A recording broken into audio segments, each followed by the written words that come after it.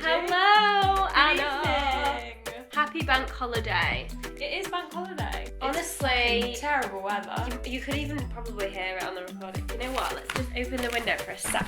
And it should be... Oh my god. The timing. And Manchester. I feel like we have so much to catch up on because we have had a little bit of a break as things have started to open again. Obviously coming out of lockdown, we thought we'll take some time off to get our social lives back. And the video's out. We have got The a video best coming video out yet. soon. Will be out when you're listening to this, actually, a new YouTube video. Definitely our best one Anna, yet. it's so funny. You know, so many people say to me like, wow, that's edited so well. And I'm like, yeah, it should be. That's literally your job. I get paid to do this. Yeah. Like, if it wasn't good, I'd People be like, doing my job whoa. wrong. Yeah, people will be like, whoa, that's so good. She should be an editor. And I'm like, she is. I am. But like, have you ever seen when 90s sitcoms where they like take the laugh track away and it's Yeah, like not funny at I all. feel like Just without dead you, silence. without you editing me, that's what I'm like. No, But you're my not laugh funny. track. No, not at all. So it's basically the most informative one that we've done so far, for sure. And do you know what? For context, it's like a makeup and beauty hacks video. Go and watch it now. Go and pause this. Just pause this, go and watch it. and Don't then you'll know fall what I'm into a talking about. YouTube hole. Come back. Come back, listen And you'll to get this. what we're talking about. We should definitely do more videos. Yes, definitely makeup ones because I I have feel loads like we've of got fun a lot doing more that. comfortable now. It took a while for us to like really We're so used to it now, I think. talking to the camera as well. Do you know what? And Actually, I noticed that I was looking more at the camera and Camera. I was like, whoa, I need to look into the lens. Yeah. Oh my god, do you remember the first one where we were just reading off the phone and then just like chatting? And And we barely like acknowledged the Yeah. camera. So you gave me obviously loads of really great makeup tips and then I was so excited to go and try them, put all these tips into action, practice them, and honestly it made such a difference. Like especially the powder one, you know, when you do the powder before you put your foundation Yeah. on. I was like, is this going to work? I was a bit terrified at first because it just felt really unnatural. Yeah. But it worked. You've got to try and my new skin stuff. was so smooth. Yeah. Amazing. It's crazy. Now I really enjoy doing my makeup because I'm like, oh, I've got these new tips. Honestly, and it actually that's the inspired me point. to go and buy some new makeup, so I went and splurged. Good. I've been selfishes. I've just cleared all mine out yesterday. I just had a full drawer full of stuff and I was like, I don't touch even or use use it. It's mad. Do you sometimes like when you're having a makeup clear out, you go through all your old stuff that you don't use, and you find stuff and you're like, oh, I could experiment with this. Or I could, like, No, try this again. because I You just probably wanna get said rid that of when it. I bought it, and if I've not used it in 6 Yeah. months to a year, then Yeah, that's a good mentality. Like, don't hoard stuff. Like, Like, you just build up with makeup. it's the same and with it's clothes as well. Like, you look at something and you're like, oh, I really like this, I'd love to wear this, but if you never do, like, if you never reach for it, then it's just not for you. That's fine. That's like, why I think when you're trying clothes on, if you don't love it as soon as you put it on, don't keep it because you're not gonna love it. I got a dress from Primark as well, like one of these big, like, white flowy ones. It's got like puffy sleeves as well. And then I got home and I tried it on, and like it's a bit like long. It's like on your knees, but I just tried it on With its a own. coat, like a long coat, it could look really This nice. is the and thing. that'd So, be- and I was Sorry, like, is this a fashion episode? Yeah. Anyway, yesterday I like fully styled it up, like put a corset top over it, put a belt, Yeah. a blazer, and a Yeah. belt, yeah, and boots, and even like went and picked up a bag that I'd I wear. like the sound of that. And I was like, always with a bag, it like transforms your outfit. honestly, Put a bag and a coat on, and maybe a belt, you made it boots. work. Already, I was good. like, why Fashionable. did I doubt this dress without even attempting to style it? And Yeah, like, so but I think true. now this is what I'm gonna wear on our day sesh. Yeah, I've got my outfit planned too. Well, we'll have to do more pics. Oh, I'm so excited! And that brings us on to our next topic. How are you finding coming out of lockdown? Oh, We've got so much things booked. We started booking stuff We did the ages right ago. Like thing. literally in February, you were like, "What are you doing on June the 22nd?" And I was everyone like, thought I was mad for planning ahead, and now you're like, we're going to be going out because we But- planned ahead. Yeah, no, it's crazy. And that week though, a lot of people in work were saying that their first week that stuff was open, like, "Oh, have you got anything booked? You got anything planned? You going anywhere?" And I was like, "No, not really." Like, Not this week. I wasn't overly bothered about going out like at all. Honestly, sometimes I'll get back from work and I'm socially exhausted. Like, for context, you are still in the office, so you are still seeing people every day. So you probably like didn't feel the need as much as maybe another person who's been stuck at home. Oh So my you know, God, go out 100%. and have that That's- social interaction again. that's you, so though. You've been having it every day. From working from home, if I was stuck at home all day, I couldn't think of anything better than going out and drinking Yeah. and seeing exactly. people and like making plans with your friends. But like either a Saturday or a Sunday, like I might not leave the flat at all. And Ed's like, "Oh my God, don't you want to get out?" And I'm like, "No." I have all week. Like literally, I've been out for 10 Yeah. hours every day. Granted, he's been here, so he Yeah. wants to get out. What I was going to say though, something interesting. The first So pissed. That's not what I meant. Something that I found interesting. Yeah. The first week when everything was opening again, didn't you just feel like there was so much pressure?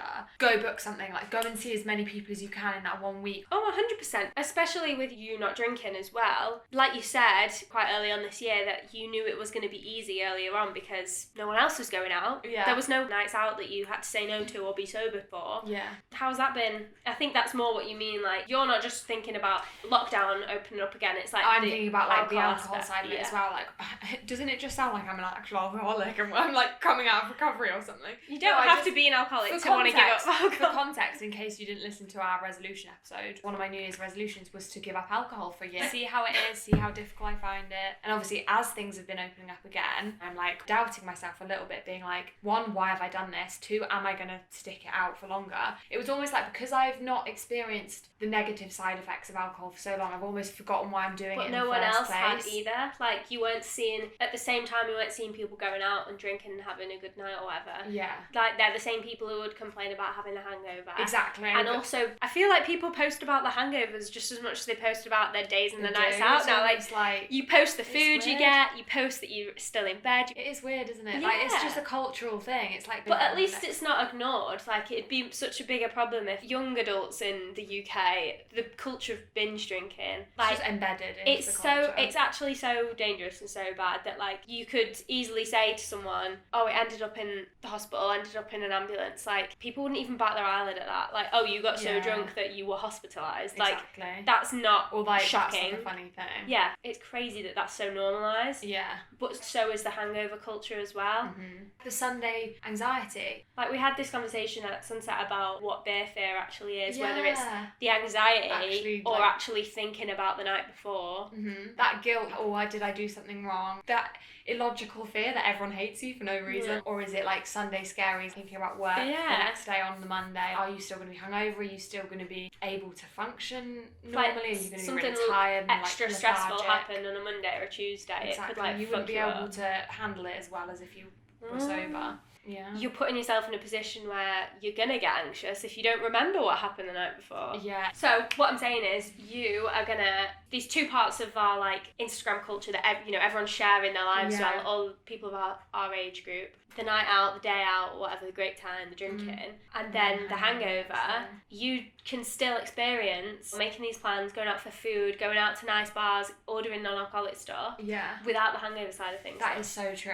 And also, it's forced me to like remind myself consciously why I'm doing this in the first place. The negative aspects of alcohol doesn't outweigh. No, and it got to a point where it wasn't worth it to you. Maybe people are on all different types of journeys where they get to that point that they do think that's not worth it. You know, sometimes it might be more something really bad, something dramatic has to happen for them to realise that, or it's going to affect your relationships, it could affect your job. I mean, I'm not saying everyone needs to like come to this decision where they stop drinking, but you found out on your journey that hangover is not worth it. Yeah. I've started to think about going out and having a drink less as you have to do it to get drunk. And it's just like, you know, having a drink to celebrate, or like having one or two and knowing you don't need to take it further. That's where it starts to go downhill and then you get a hangover. I don't need to get drunk. Whereas before I couldn't do that, because I'd obviously never experienced going out and staying sober. So I thought I had to carry on or like catch up with everyone else, and you just don't. No, you don't need to. And that also level, you can then do it. Have a couple, have a good time, and not have the hangover. And I think that's where I'm at now. And then remember it. Yeah. Actually remember the good time you had instead of ruining it and going too far. You know, there's a point in the night where you know that you're at that point where one more drink and you're gonna be like fucked. Yeah. And you could be in that moment thinking, oh, I feel great, I'm having a great time. But then you pass it, and then you've left that moment. Exactly. Oh, and my then gosh, it's over. A lot of nights out we'd have were student nights out. Like, that's where it starts. You are trying to drink as much as possible. Well, you're cheaply pre-drinking at someone's house, you know, when you're getting ready. It's actually mad to think now. The aim was to be so drunk to save money before you even went out. And then you'd end up being so drunk you don't know how much you're spending anyway. The amount That's of so taxi crazy. rides from the prees to the actual night out that you're so drunk already then. Yeah, and then like making the drink to take What's with the you on point? the, like Yeah. on the taxi. You Like don't you don't remember need it. that. So the Awful. prees is more of the night out you're going to enjoy, the actual talking to people and getting drunk. Yeah. When you actually get to wherever you're going, You can't even remember. You can't hear anyone. you can't hear anyone, you're so drunk, you barely speak to anyone, and then pay more. More than anything, we are just growing out of that. Don't get me wrong, at some point we will go out for a dance Yeah. and have a few drinks. But it's knowing you don't have to be blackout and not remember it the next day. Yeah, to have and a I good think night. some people don't grow out of that. But I think that is probably because they haven't had an experience like this where they've gone out and realised they don't need it. Gone out and tested the waters of not having that much alcohol, seen how it is, seen that they've been fine, if not better, because they've had a better night and not been hungover the next day. They may have not had that experience. Yeah, completely. And some people probably either maybe don't get as bad hangovers or deal with it better, maybe. or, you know, we don't know why. I'm sure a lot of people deal with it better than me. But, I mean, people can go their whole lives with, like, this binge drinking culture that's set up from really early, and it's definitely, like, a student thing. Yeah. It's not even, younger a than that, though. Maybe even, like, 17, 18. All the money you had would go on the taxi. That's another thing as well. It's probably, like, wanting something you're not allowed to have. Like, you know, when you were underage and you'd get, like, older brothers or sisters or older friends to buy you alcohol, it's almost like the trying to break the rules, drink before we're of age. It's almost like that carries on into adulthood. You know you're not allowed it. You know you're not supposed to have it because it's bad for you. So it makes you want it more. Yeah, true. In that sense. Been a whole episode long. Literally quite a tangent. Actually, you know, just going around to your introductory point now about, like, getting ready and stuff. Getting really nice Planning outfits. Oh! Planning outfits. Sending pictures in the group chat. Because obviously we haven't worn makeup or, like, got ready and looked nice throughout all Since of our video. lockdown. Yeah, since that video. So it's like we can look forward to that again, especially now we've got all these new makeup tips. Literally, shameless plug there. Putting them into action. Obviously, like, seeing people as well, like catching up with friends again you haven't seen, that's obviously a big part of it as well. Oh my god, yeah. It's just nice to, like, make an effort, feel good about yourself. What have you done this bank holiday weekend? So have you found, I don't know if you've been shopping, like, when town's been really busy. Because we live in the centre of Manchester, and I've been going to the office. That level of, like, social interaction, being in the city centre, was not a big deal. Like, obviously, if you lived anywhere else, 100% get why you'd want to come in. I'm here every day, so it's not like literally in the centre, so even your lunch breaks you could go out. Like, just walking around and, like, seeing people. Yeah. Like, okay, so this probably wouldn't apply to you then, because you've already had that experience of being in town and stuff, so you're used to it. But, like, especially for me, like, I've obviously been working at home, I haven't been going into town that much. But, like, so we went shopping back home when we went to Oxford to see my family, and then also did a big shop yesterday in town, obviously bank holiday weekend, so everyone was out, and it's like, you know, the couple of weeks after everything's opened up again, it's absolutely rammed. Yeah. And it's just so overwhelming going from not being around anyone in town ever, like barely going into town and not really seeing anyone, not having that social interaction, to then going into town where you're like queues of people. Literally, it's so hard to get anywhere on Market Street. I don't know if it's the not being around people and then suddenly being around so much people and it's like literally overwhelming, or it's also a mix of because we're still in the middle of a pandemic and there's all the rules you have to try and keep away from people, but you also can't, just in crowds. And we went to Bicester Village, and by the end of the day I was exhausted because you're constantly mentally aware, all these people around you, and just going from like that 0 to 100 so quickly. You can't just switch off and walk through a crowd anymore. Yeah, and I don't know if it's like maybe an anxiety thing, but honestly by the end of the day I was so drained. I was like, I just need to lie down and have a nap. Yeah. But I think that's something we'll obviously all get used to again. The reason that, like... But it is super overwhelming. Humans haven't just randomly got bigger and better brains than all the other animals in the world. Like, we just keep adapting. That's why we're the superior species. Is adaptation. Anything the world throws at us, we just seem to figure out a way to deal with it. And this happened last year when everyone had to adapt. Jobs, relationships, lives, families, school. And now, it's like, just as everyone was getting used to it, we can try and go back to the way things were a bit. And it's almost as if... roller coaster. That's it. And I think we discussed this a bit in maybe the mental health episode, that this has brought out a side to you maybe you didn't know. Like, maybe if you didn't think you were much of an introvert, but you realised you are. Or the opposite, and you really... Hello? Are you filming? No. We're recording. What's up? I'm going to go to the shops to get some snacks. Snacks. Do you want any snacks? You surprised me. Do you want anything, Anna? No snacks. Oh, actually, do you know what? Then Ed's going to come back and do another haul. Yeah. Bye. So, I know it's funny because we're just talking about it being the things that we're most excited for, like the getting ready, Yeah. the planning it, the outfit planning, like organising people, and although that's so exciting, that is a really anxiety-inducing stuff. Having things to look forward to is amazing. It's just so nice to have like a full diary. Actually having stuff to look forward to when Yeah. in the last year, anything you planned, you know, even a massive thing like a holiday, that could be taken away from you straight away. Like with barely any notice, things can get cancelled. And now it's like almost that restart. That's what it is. It's the hope. It's like actually having these things going ahead. Right, oh my god, well what an update that was. Yeah, fuck, yeah, no. Have you watched any good things on Netflix or like good films recently? I watched Sherpa, which is on Netflix, but it's a 2015 film, and it's all about the people who actually live near Mount Everest. It's like near base camp, so they actually like are acclimatized to it and can do it really easily. He just didn't get enough credit as he should, and they kind of talk about how like they still don't, and that was 60 years ago when really the Sherpas are doing all the work for them. The first bit is the hardest up to like the first camp.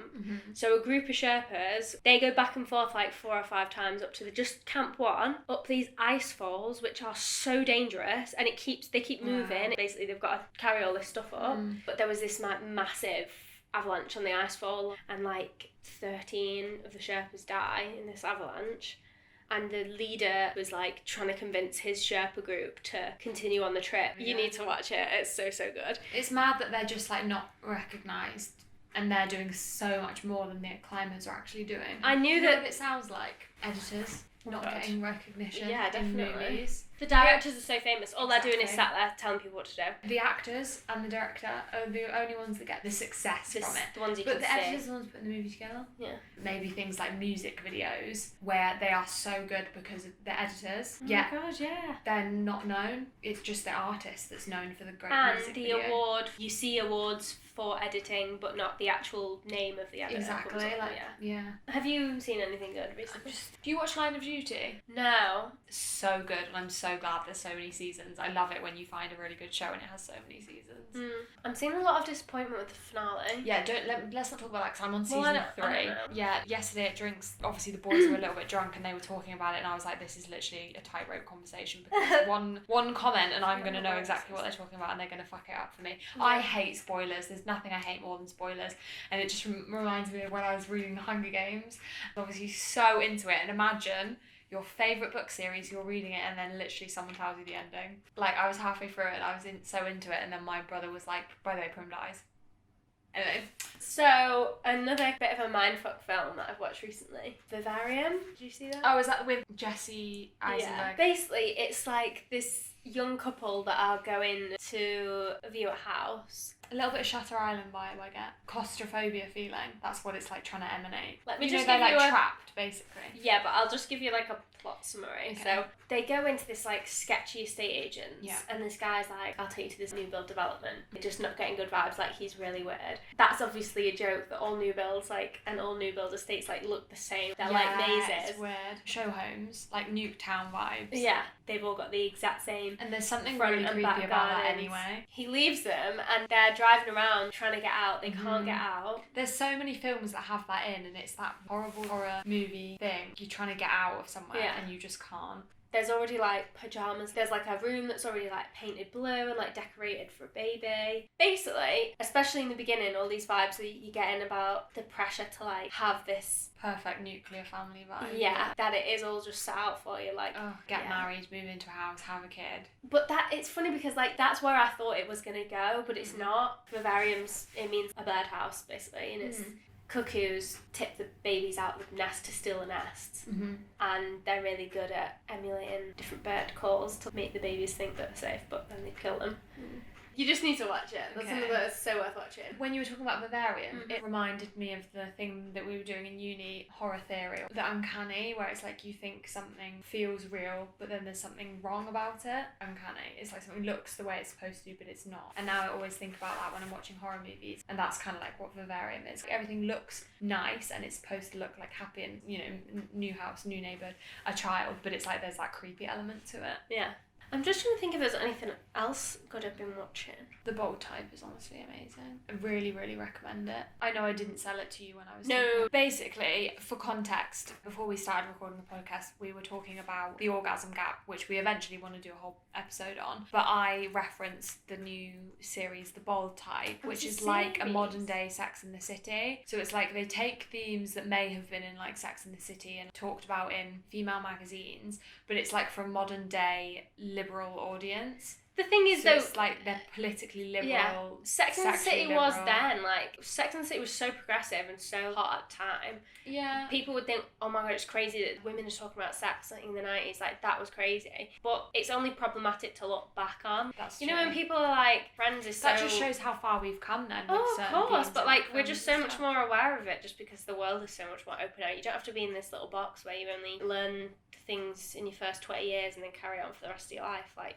there's so much more available in the content, like the whole world and all different people's lifestyles to learn about. Even another 20 years, you could look back at the Bold Type and be like, that's not progressive. Well, I don't know. I But think it is for the time. maybe I'm taking it at like face value, but I think the themes that they talk about is really great because it's like speaking about things, especially women's issues that aren't really covered. One of the main story arcs in it is that this one main character has the BRCA gene, makes you more prone to breast cancer and cervical cancer because her mum died of breast cancer, and so she eventually, after like loads of back and forth, decides that she wants to go and get tested for this gene, finds out that she has it, and then has a mastectomy.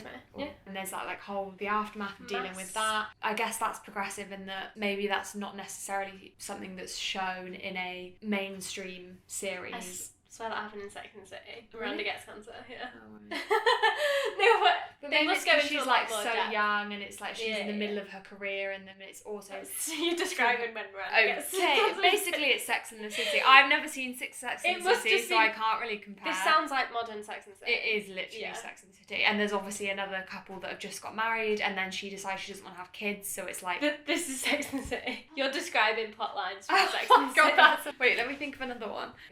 She's straight and then she realises she's a lesbian, but then she realises that she's bi, and then she like pegs this man. I love that, but It's great. Sex and the City wasn't progressive enough that there's like they have like two gay guy friends who are just I've seen that like was- bits of Sex and the City. I've definitely seen the movie, but like not the whole show. This is one of the most problematic things about Sex and the City is that they have like two gay friends and they're just like super camp, and it's like, oh, are they the only type of gay friends you can the have? stereotype. Too much, like having all these four women who are all really different, and the whole point is that they're friends but they're also different. Yeah, But then to have such like a tropey gay guy, it's like it's quite. There's quite. But again, that was just TV in the like so 90s. much of that in the Bold Type. Like even the two gay guys that are really dissimilar. They also talk about like political issues, like Republican and Democrats in America, obviously. Is it set in New Different York over as here. well? Yeah. So that's another thing. There's also one of the good storylines is that the one that is a lesbian, bi or whatever she is with this woman who's Arabian. So obviously it goes into like her whole cultural background of being a lesbian and being exiled from her country. But because is that she's a lesbian and all that? Do they address that seriously? Yes, they Okay, do. And she has to go back and get a visa. She gets arrested. They're like trying to get her out of prison. Okay, all the this. difference with Sex and the City, if that was a storyline, which they would maybe have as a storyline, but it would just be a joke. Right. They would just make a joke out of the issues. Right, okay. So they'd say, oh, Yeah, we're no, it's raising very these much issues, serious, but isn't it? making jokes out of them. There's like sexual harassment that they talk about a lot, and like rape, sexual harassment in the maybe I'll workplace. watch. Hello. Hello. Mine go for rainbow belt. Thank you.